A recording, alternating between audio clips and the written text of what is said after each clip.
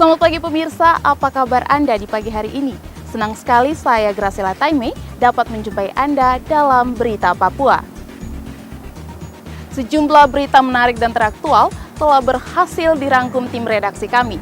Berikut 3 berita utamanya hari ini.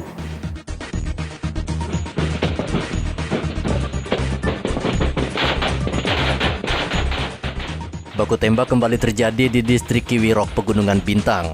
Akibat kontak tembak itu, 1 polisi terluka. Harga telur di Merauke mahal. Penonton pertandingan PON Papua diperiksa ketat sebelum masuk ke venue.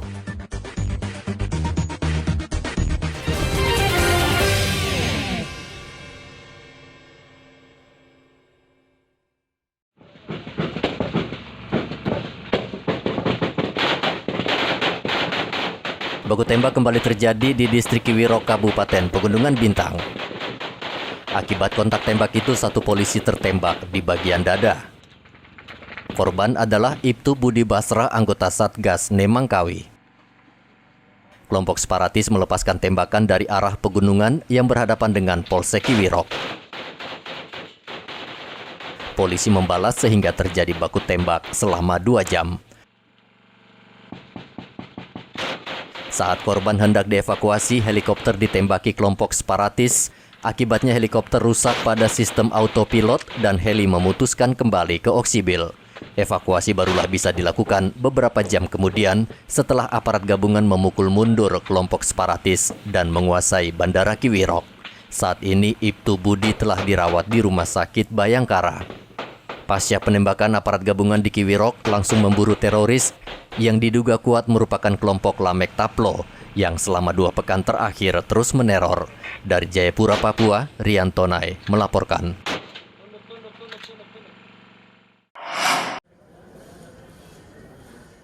Untuk meredam kisruh di tubuh KPK, Presiden Jokowi telah merestui rencana menjadikan 56 pegawai KPK yang tidak lolos tes wawasan kebangsaan di KPK untuk ditempatkan di Bareskrim Polri sebagai aparatur sipil negara.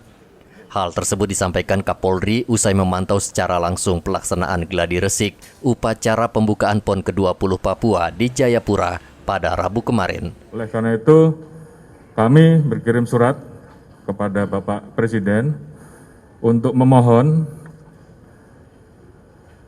terhadap 56 orang yang melaksanakan tes TBK yang tidak lulus di tes dan tidak dilantik menjadi ASN KPK untuk bisa kita tarik, kemudian kita rekrut untuk menjadi ASN Polri. Kemudian kemarin, tanggal 27, kami mendapatkan surat jawaban dari Bapak Presiden melalui Menseknek secara tertulis. Prinsipnya, beliau setuju 56 orang ASN, 56 orang pegawai KPK tersebut untuk bisa menjadi ASN Polri. Tentunya kami diminta untuk menindaklanjuti dengan berkoordinasi dengan Menpan RB dan BKN. Oleh karena itu, proses saat ini sedang berlangsung, mekanismenya seperti apa saat ini sedang kita diskusikan untuk bisa merekrut 56 orang tersebut menjadi ASN Polri. Mungkin itu yang bisa kami sampaikan. Kenapa demikian? Karena kita melihat terkait dengan rekam jejak dan tentunya pengalaman di dalam penanganan tipikor yang tentunya itu sangat bermanfaat untuk memperkuat jajaran organisasi yang saat ini sedang kita kembangkan untuk memperkuat organisasi Polri. 56 anggota KPK akan diberhentikan pada 30 September ini karena mereka tak lolos tes CPNS. Rian Tonai melaporkan dari Jayapura, Papua.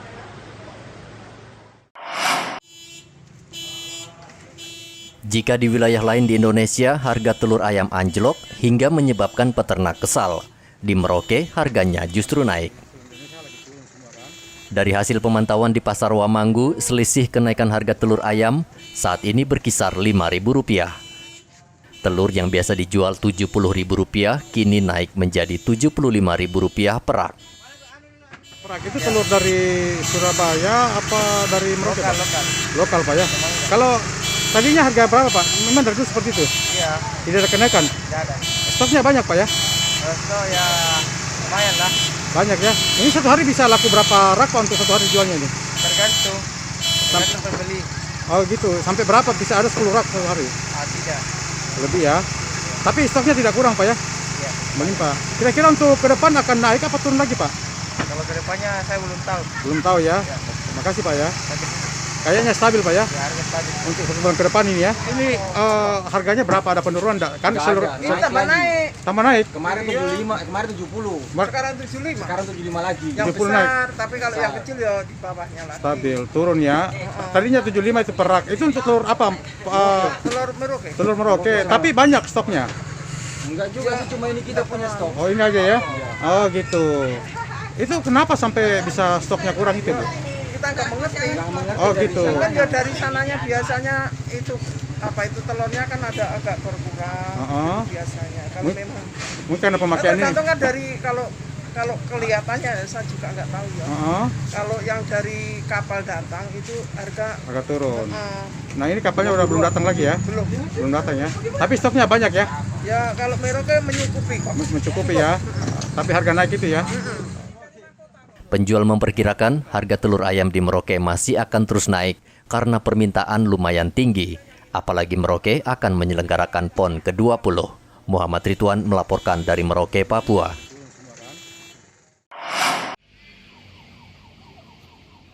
Pimpinan kelompok separatis teroris Papua wilayah Yahukimo, Ananias Yalak alias Senatsol, meninggal dunia setelah menjalani perawatan di ruang ICU Rumah Sakit Bayangkara, Polda Papua, Rabu kemarin.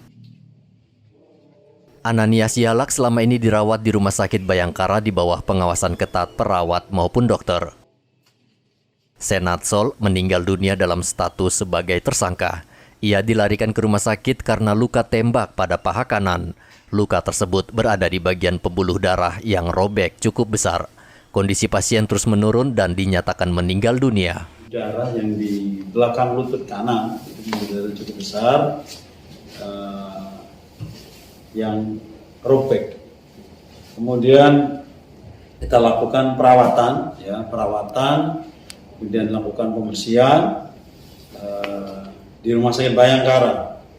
Kemudian berjalannya waktu dan pasien ini setelah dirawat diperbolehkan pulang. Jadi di tanggal 9 September itu diperbolehkan pulang atau bukan pulang ya, dipindahkan ke tahanan Brimob. Kemudian pada esok harinya yang bersangkutan kembali ke Bayangkara dengan ada keluhan yang sama, artinya ada nyeri pada luka tembaknya itu. Kemudian dilakukan pembersihan ulang pada luka itu, pada luka tembak. Ternyata begitu kita lihat ini ada banyak jaringan yang terjadi nekrosis. Nekrosis itu jaringan mati. Jadi jaringan mati yang tidak berfungsi. Kemudian kita lakukan pembersihan. Kemudian setelah kita lakukan pemeriksaan ulang, ternyata HB yang bersangkutan ini turun. HB sempat turun di bawah 8. Kemudian dari dokter kita konsulkan dokter ortopedi yang merawat, dan kalau jadi jaringan yang mati ini semakin banyak dan tidak bisa kembali, kita direncanakan untuk dilakukan pemotongan atau amputasi pada kaki yang kanan. Sebelum dilakukan ke sana, kita perbaikin keadaan tubuhnya dengan transfusi darah. Jadi kita transfusi darah dengan kondisi baik, kemudian harapannya bisa kita lakukan tindakan amputasi. Ananias Yalak alias Senatsol ditangkap Satgas Nemangkawi 2 September lalu.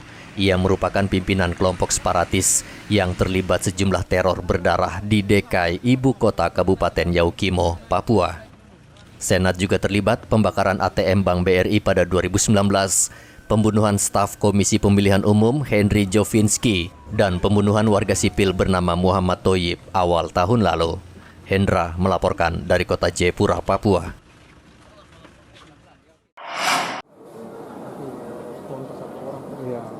Petugas memperketat penjagaan di venue cabang olahraga Wushu di Merauke.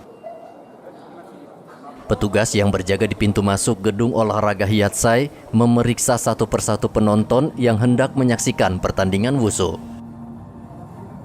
Penonton yang tidak bisa menunjukkan kartu vaksin dilarang masuk dan menonton.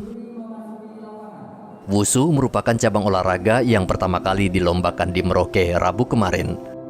Untuk mengantisipasi penularan COVID-19, petugas memperketat venue dan menseleksi penonton yang masuk. Bang, ini ada pemeriksaan kartu vaksin bagi mereka yang akan masuk menonton ini. Kalau menurut Abang seperti apa? Ini merepotkan atau seperti apa, Bang?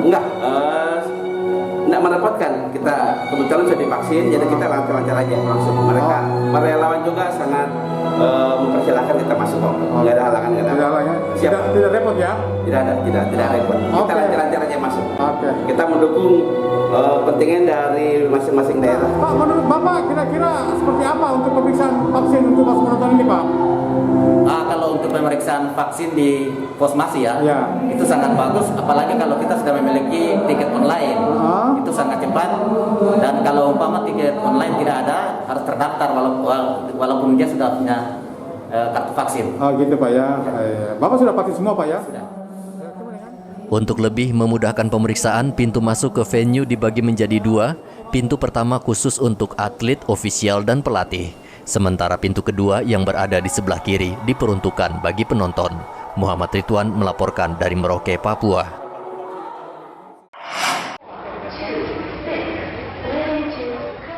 Kirap api PON ke-20 Papua Rabu kemarin tiba di Kabupaten Mimika dan diterima mantan atlet legendaris Papua, Julius Uwe, dan atlet asal Bali, Maria Natalia Londa di Bandara Moses Kilangin.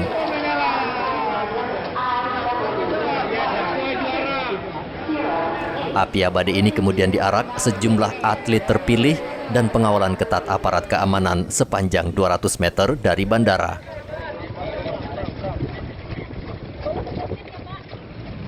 Kemudian dengan menggunakan mobil, api dibawa ke rumah bupati dan selanjutnya dikirap ke sejumlah venue.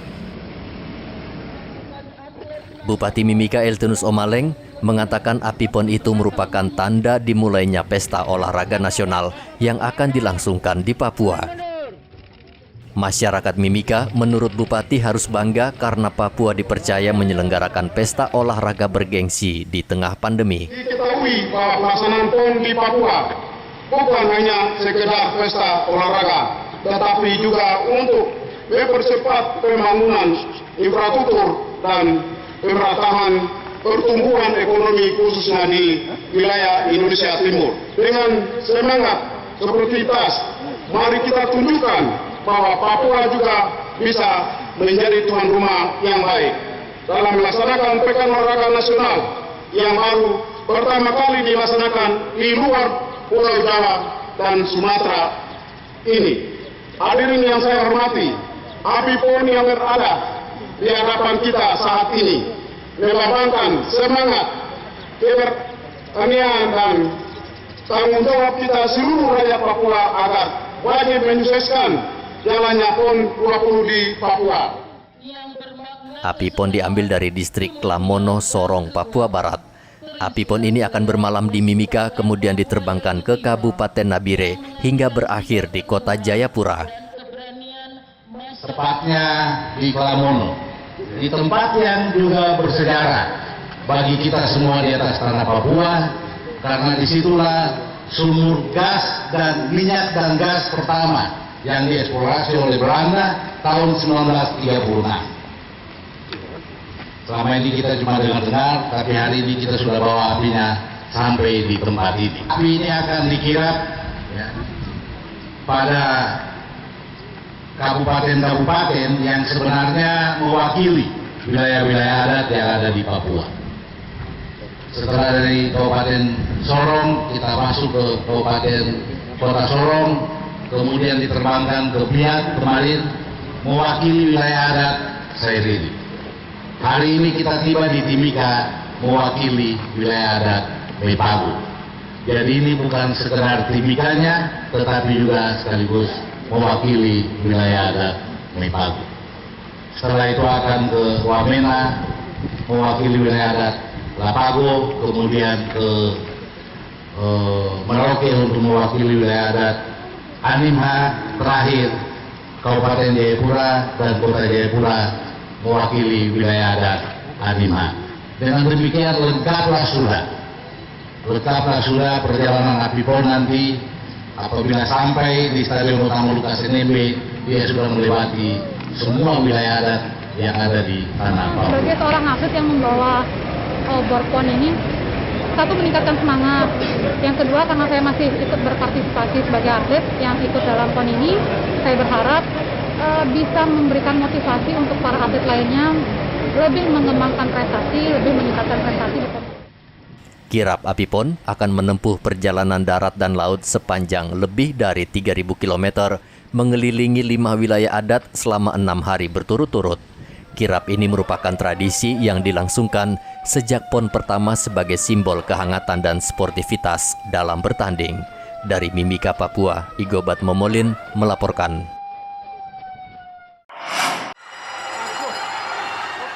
Cabang olahraga sepatu roda kembali meraih medali emas untuk nomor individual time trial atau ITT 200 meter putra dan putri di Stadion Clementinal Roller Sport Bumi Perkemahan Kota Jayapura, Provinsi Papua, Rabu kemarin. Kedua medali emas tersebut diraih Dinda Salsabila dan Muhammad Bagus Laksmendra. Mereka tampil meyakinkan dengan mengalahkan lawan sehingga menambah pundi-pundi emas untuk Papua. Tidak hanya itu, Raihan Julio Putra yang turun pada nomor lomba 200 meter juga berhasil meraih medali perunggu. 12 atlet sepatu roda Papua memang tampil memukau karena menyabet hampir seluruh nomor. Soal hasil medali emas, gimana perasaan? Perasaannya alhamdulillah senang lah pastinya. Udah dikasih medali emas sama yang di atas. Gak sia-sia lah perjuangan selama ini. Latihan dari 3 tahun di Bina dan hasilnya ya medali emas. Kasih. Ini best time? Ya, best time. Best time. Ya.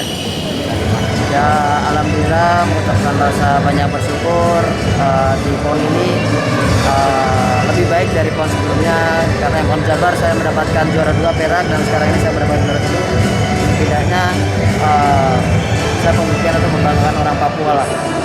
Ini best time yang didapat sejauh selama karir di sepatu roda ini? Merupakan best time-nya, sebenarnya bisa lebih, cuma ada miss dikit tapi masih oke lah. Selain di 200 meter nanti turun di nomor berapa aja? Saya masih turun di nomor TTT, relay dan maraton. Ya. Untuk cabang olahraga sepatu roda, kontingen Papua sudah meraih 8 medali yakni 6 emas dan 2 perunggu. Hingga Rabu kemarin Papua masih memimpin klasemen sementara perolehan medali, yaitu dengan 9 emas dan disusul DKI Jakarta 6 emas serta Jawa Barat 2 emas. PON Papua akan dibuka secara resmi oleh Presiden Jokowi 2 Oktober mendatang. Rian Tonai melaporkan dari Jayapura, Papua. PON ke-20 di Merauke Rabu kemarin resmi dibuka Bupati Romanus Mbaraka didampingi Ketua Umum WUSU Indonesia. Bupati memukul tifa sebagai tanda PON ke-20 resmi dimulai. Bupati Merauke meminta semua pihak mematuhi protokol kesehatan seperti yang ditetapkan Satgas COVID-19. Hari pertama perhelatan PON Papua melombakan 2 nomor cabang olahraga WUSU. Kontingen Sumatera Utara yang menjadi tim andalan di cabang olahraga ini hanya menargetkan 5 medali emas. Sebelumnya, di PON ke-19 di Jawa Barat, Sumatera Utara menyabet 9 medali emas. Ketua kontingen Sumatera Utara Khairul mengatakan saat ini kekuatan tim di cabang olahraga WUSU merata. Menurut Khairul, lawan yang terberat adalah DKI Jakarta, Jawa Barat, Jawa Timur, dan termasuk Papua sebagai tuan rumah. Berapa emas ini Pak Khairul? Ya, kami memang realistis melihat jumlah atlet yang 18 dan personil yang kami bawa kemari. 19 atlet, 11 nomor santa, 8 nomor taulu. KONI Sumatera Utara dengan koordinasi terhadap Pemprov, maka target kami untuk USU adalah 5 emas. 5 emas ya? Berarti di bawah dong dari PON sebelumnya ya? Karena kita ya dulu Linswell masih ada. Oh gitu. Ya dulu Santa kita juga masih ya terbaiknya lah pada saat di Jabar itu ya di kelasnya masing-masing. Bang, untuk target sendiri mana di Santa atau lu yang paling banyak untuk emasnya nanti, Bang? Di Taulu kita targetkan 2, di Santa kita targetkan 3. Untuk Sumatera Utara yang dianggap cukup berat lawannya di WOS ini apa, Bang? Semua berat. Semua berat. Ya, semua. Satu dong boleh. Semua mempersiapkan diri. Iya. Ya. Bang, satu orang boleh yang provinsi mana yang dianggap cukup berat? Kalau di Taulu ya Jakarta, Jawa Timur itu gitu. pembinaannya cukup baik. Cukup baik ya. Mereka punya atlet handal sekarang. Merauke sendiri akan menggelar 6 cabang olahraga yakni anggar, bermotor, catur, gulat, wusu, dan sepak bola putri. Muhammad Ridwan melaporkan dari Merauke, Papua.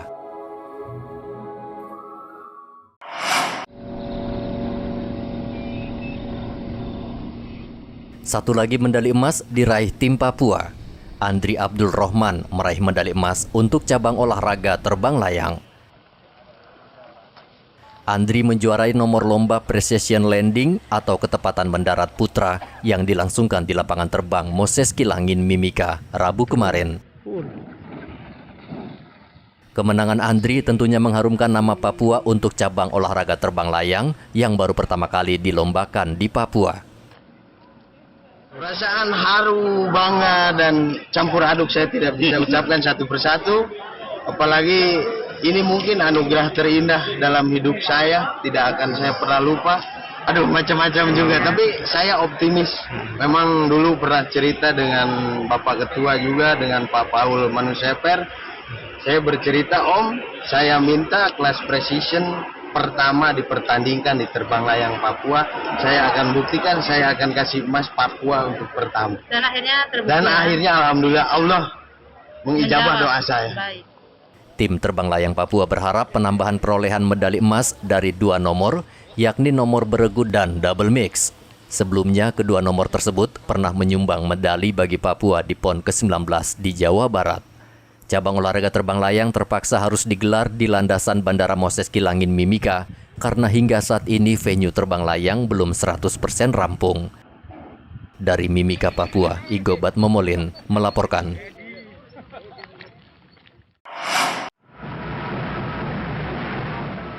Babak penyisihan PON Grup B cabang olahraga futsal kembali digelar Rabu kemarin di venue futsal Mimika. Kali ini tim Jawa Timur melawan Maluku Utara. Jawa Timur berhasil mengalahkan Maluku Utara dengan skor 4-2. Sejak awal pertandingan, anak asuh pelatih Eko Purbo bermain lepas dan agresif menekan kubu lawan. 4 gol Jawa Timur dicetak pemain Singgih Romana Jati, Januardi Ramdhani, Arif, dan Ahmad Fiki Irawan. Sedangkan 1 gol dari Maluku Utara merupakan gol bunuh diri dan 1 gol lagi dicetak Trivandi Lain. Kekalahan tim futsal Maluku Utara merupakan pukulan besar karena tim ini sebelumnya pernah meraih medali perak pada PON Jawa Barat.